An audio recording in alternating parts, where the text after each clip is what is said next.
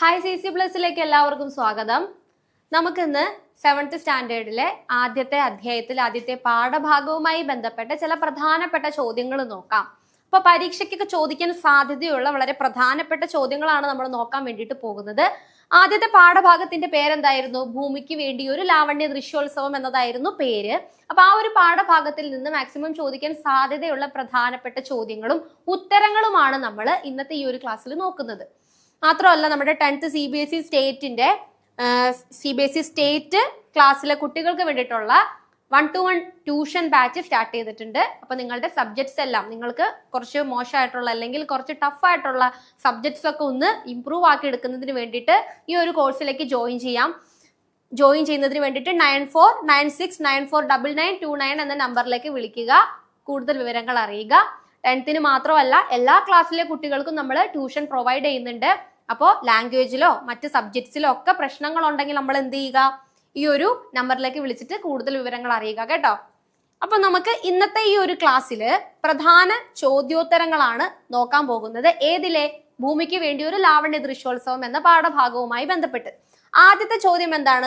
നീലക്കുറിഞ്ഞി പൂക്കുന്നതിനെ എന്തുകൊണ്ടാണ് സുഗതകുമാരി ലാവണ്യ ദൃശ്യോത്സവം എന്ന് വിശേഷിപ്പിക്കുന്നത്?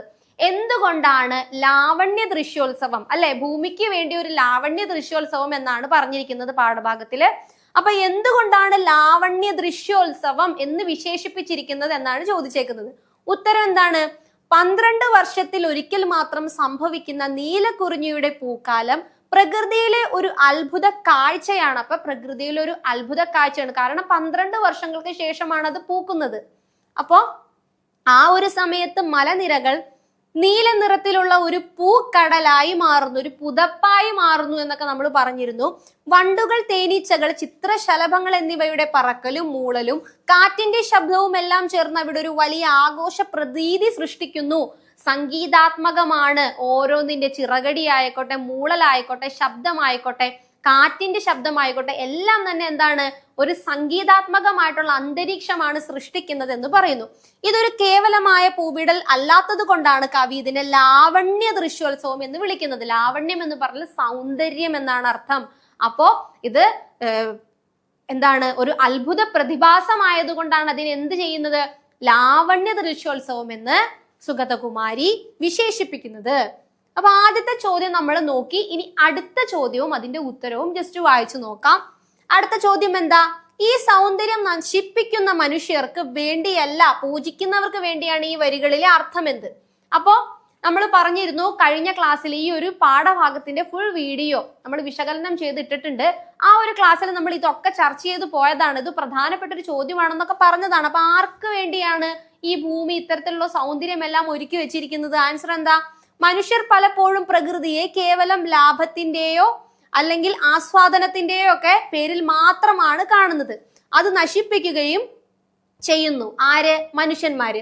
എന്നാൽ പ്രകൃതിയുടെ ഈ മഹാ അത്ഭുതം മനുഷ്യരുടെ അഹംഭാവത്തിന് വേണ്ടി ഒരുക്കിയതല്ല, മറിച്ച് പ്രകൃതിയെ ഒരു ദൈവമായി കരുതി ആരാധിക്കുന്നവർക്കും പൂജിക്കുന്നവർക്ക്, അല്ലെ, പ്രകൃതിയെ പൂജിക്കുന്നവർക്ക്, സ്നേഹിക്കുന്നവർക്ക്, മറ്റ് കണ്ണിൽ കാണാത്ത കോടിക്കണക്കിന് പക്ഷികൾക്കും പ്രാണികൾക്കും, കണ്ണിൽ കാണാത്ത കോടിക്കണക്കിന് കുഞ്ഞു പ്രാണികൾ ഉൾപ്പെടെ എല്ലാം ഈ സൗന്ദര്യത്തിന്റെ അവകാശികളാണെന്ന് പറയുന്നുണ്ട്, മനുഷ്യരെ ഒഴിച്ച്, അല്ലെ. അപ്പൊ ചിത്രശലഭങ്ങൾ, വണ്ടുകൾ തുടങ്ങിയ ചെറുജീവികൾക്കും ഭൂമി എന്ന അമ്മയ്ക്കും വേണ്ടി മാത്രമുള്ളതാണ് ഈ സൗന്ദര്യം എന്ന് കവി ഓർമ്മിപ്പിക്കുന്നു. അപ്പൊ ഈ ഒരു ചോദ്യം വളരെ പ്രധാനപ്പെട്ടതാണ്. ഷോർട്ട് നോട്ട് എഴുതിയെടുക്കുക. എന്തായാലും ചോദിക്കാൻ സാധ്യതയുണ്ട്. പ്രധാനപ്പെട്ടതാണ് കേട്ടോ. മൂന്നാമത്തെ ചോദ്യം, പ്രകൃതിയുടെ നാശത്തെയും പുനരുജ്ജീവനത്തെയും കുറിച്ച് ലേഖിക പറയുന്നത് എന്താണ്? പുനരുജ്ജീവനം, അല്ലെ, ഒന്നിൽ നിന്ന് ഒന്നിലേക്ക്, ഒന്നിന്റെ നാശത്തിൽ നിന്ന് അടുത്തതിലേക്ക്, ഒന്ന് മണ്ണിൽ വീണ് അടുത്ത മുള വരുന്നു, അല്ലെ. ഇലകൾ എന്ന കവിതയില്, ജി കുമാരപിള്ളയുടെ ഇലകൾ എന്ന കവിതയിലും നമ്മൾ ഇത് തന്നെയാണ് പറഞ്ഞത്. പുനരുജ്ജീവനത്തെ കുറിച്ചിട്ട് എന്താണ് പറയുന്നത്? പൂക്കാലം കഴിയുമ്പോൾ കുറിഞ്ഞി ചെടികൾ ഉണങ്ങി കരിഞ്ഞു പോകുന്നത് പ്രകൃതിയുടെ നാശമായാണ് പുറമെ കാണുന്നത്. എന്നാൽ ആ ചെടികൾ മണ്ണിൽ വിത്തെറിഞ്ഞിട്ടുണ്ടായിരിക്കും. ആ വിത്തുകൾ മണ്ണിൽ സംരക്ഷിതമായി കിടന്ന് അടുത്ത 12 വർഷത്തെ കാത്തിരിപ്പിന് ശേഷം വീണ്ടും പൂത്തുലയുന്നു. നാശത്തിനപ്പുറം ഒരു പുനരുജ്ജീവനം പ്രകൃതിയിൽ എപ്പോഴും നിലനിൽക്കുന്നുണ്ടെന്ന് കവി ഇതിലൂടെ വ്യക്തമാക്കുന്നു.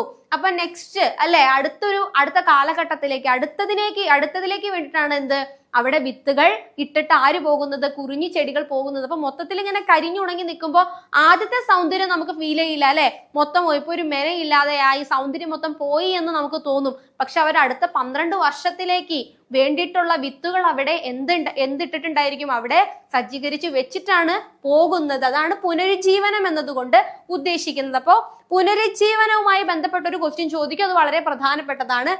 4ാമത്തെ ചോദ്യം, പ്രകൃതിയുമായുള്ള മനുഷ്യന്റെ ബന്ധം എങ്ങനെയായിരിക്കണം എന്നാണ് ഈ ഒരു പാഠഭാഗത്തിൽ സുഗതകുമാരി ചർച്ച ചെയ്യുന്നത്. പ്രകൃതിയെ വെറും ഒരു വസ്തുവായി കാണാതെ അല്ലെ, ലാഭത്തിനും സ്വന്തം താല്പര്യങ്ങൾക്കൊക്കെ വേണ്ടിയിട്ട് മാത്രം, ഇപ്പൊ നമ്മള് മരങ്ങളെല്ലാം വെട്ടി നശിപ്പിക്കുന്നു, കുന്നുകളെല്ലാം നികത്തുന്നു, പുഴയിൽ നിന്ന് മണൽ വാരുന്നു, വേസ്റ്റ് എല്ലാം കൊണ്ട് തള്ളുന്നു. അതേപോലെ നമ്മുടെ ആവശ്യങ്ങൾക്ക് വേണ്ടിയിട്ട് മാത്രം, നമ്മുടെ സ്വാർത്ഥ താല്പര്യങ്ങൾക്ക് വേണ്ടിയിട്ട് മാത്രമല്ല പ്രകൃതിയെ സമീപിക്കേണ്ടത്. ഈ പ്രകൃതി ലാസ്റ്റ് ആവുമ്പോൾ എന്ത് ചെയ്യും, നമ്മൾക്ക് ഫ്ലഡും കാര്യങ്ങളൊക്കെ വരുന്നത്, പ്രളയമൊക്കെ വരുന്നത് എന്തുകൊണ്ടാണ്, ഇതേപോലെ ഭൂമിയെ നമ്മൾ നശിപ്പിക്കുന്നതിലൂടെയാണ് ഭൂമി ഇതുപോലുള്ള തിരിച്ചടികൾ നൽകുന്നതെന്നാണ് പറയുന്നത്. അപ്പൊ ഇവിടെ വെറും ഒരു വസ്തുവായി മാത്രം ആരെ കാണരുത്, ഭൂമിയെ കാണരുത്. നമ്മളെ താങ്ങുന്ന ഒരു അമ്മയായി കാണണം. അതിന്റെ സൗന്ദര്യം കണ്ട് ആസ്വദിക്കാനും സംരക്ഷിക്കാനും നമുക്ക് ബാധ്യതയുണ്ട്. നമ്മുടെ ഭാവി തലമുറയ്ക്കും ഈ അത്ഭുതങ്ങൾ കാണാൻ അവസരം ലഭിക്കുന്ന രീതിയിൽ നമ്മൾ എന്ത് ചെയ്യണം, പ്രകൃതിയെ കാത്ത് സൂക്ഷിക്കണം. അപ്പൊ നെക്സ്റ്റ് ഒരു ജനറേഷൻ വരുന്നുണ്ടല്ലേ, അപ്പൊ അവർക്കും ഇതെല്ലാം കാണണം. ഇതെല്ലാം നമ്മൾ നശിപ്പിച്ചു വെച്ച് കഴിഞ്ഞാൽ അവർക്ക് ഇതൊന്നും കാണാൻ സാധിക്കില്ല. അപ്പൊ ഭാവി തലമുറയ്ക്ക് വേണ്ടിയിട്ട് കൂടി നമ്മൾ എന്ത് ചെയ്യണം, ആ ഭൂമിയുടെ സൗന്ദര്യത്തെ കാത്തു സൂക്ഷിച്ചു വെക്കണമെന്നാണ് പറയുന്നത്. അപ്പൊ ഈ ഒരു പാഠഭാഗവുമായി ബന്ധപ്പെട്ട പ്രധാനപ്പെട്ട ചോദ്യങ്ങളും ഉത്തരങ്ങളുമാണ് നമ്മൾ ഈ ഒരു ക്ലാസ്സിൽ നോക്കിയത്. ഇത് പരീക്ഷയ്ക്ക് ചോദിക്കാൻ സാധ്യതയുള്ള പ്രധാനപ്പെട്ട ചോദ്യങ്ങളാണ്. അപ്പൊ എല്ലാവരും ഷോർട്ട് ഔട്ട് എഴുതി വെക്കും, അല്ലെങ്കിൽ കേട്ടാൽ തന്നെ നമുക്ക് മനസ്സിലാകും, കേട്ടിട്ട് നമുക്ക് എഴുതാൻ വേണ്ടിയിട്ട് സാധിക്കും. അപ്പോൾ ഈ ഒരു പാഠഭാഗത്തിൽ നമ്മൾ എന്ത് ചെയ്തു, ഈ ഒരു ചോദ്യോത്തരങ്ങളാണ് ചർച്ച ചെയ്തത്. ഇപ്പൊ മറ്റൊരു ക്ലാസ്സിൽ നമുക്ക് എന്ത് ചെയ്യാം, ബാക്കി പാഠഭാഗങ്ങളും അതുമായി ബന്ധപ്പെട്ട ചോദ്യങ്ങളും ഉത്തരങ്ങളെല്ലാം നോക്കാം. ഒരു ദിനാന്ത സഞ്ചാരം എന്നതാണ് അടുത്ത പാഠഭാഗം. അതുപോലെ തന്നെ നമ്മളുടെ 1-to-1 ട്യൂഷന്റെ കാര്യം പറഞ്ഞിരുന്നു. ഒരിക്കൽ കൂടി നമ്പർ പറയാം, 9496949929 എന്ന നമ്പറിലേക്ക് വിളിച്ച് കോൺടാക്ട് ചെയ്യുക. എല്ലാ ക്ലാസ്സിലെ കുട്ടികൾക്കും 1-to-1 ട്യൂഷൻ അവൈലബിൾ ആണ്. സബ്ജക്റ്റിന്റെ ഇംപ്രൂവ്മെന്റിന് വേണ്ടിയിട്ട് നോക്കുന്നുണ്ടെങ്കിൽ നിങ്ങൾ എന്ത് ചെയ്യുക, നമ്മളെ വിളിച്ച് കോൺടാക്ട് ചെയ്യുക. അപ്പൊ മറ്റൊരു വീഡിയോയുമായിട്ട് കാണാം. ഈ വീഡിയോ യൂസ്ഫുൾ ആയെങ്കിൽ ലൈക്ക് ചെയ്യുക, ഷെയർ ചെയ്യുക, സബ്സ്ക്രൈബ് ചെയ്യുക, കൂട്ടുകാർക്കൊക്കെ ഷെയർ ചെയ്ത് കൊടുക്കുക. അപ്പൊ മറ്റൊരു വീഡിയോയുമായിട്ട് കാണാം. താങ്ക്